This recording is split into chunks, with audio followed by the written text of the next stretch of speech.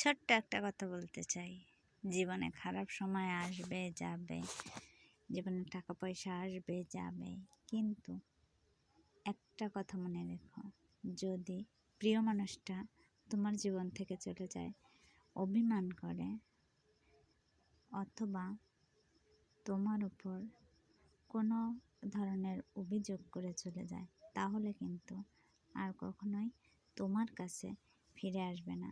অতএব কথাটা মাথায় রেখো, প্রিয় মানুষটার হাত কোনো পরিস্থিতিতে কোনোভাবে কোনো রকম অন্যের কথা শুনে ছাড়া যাবে না।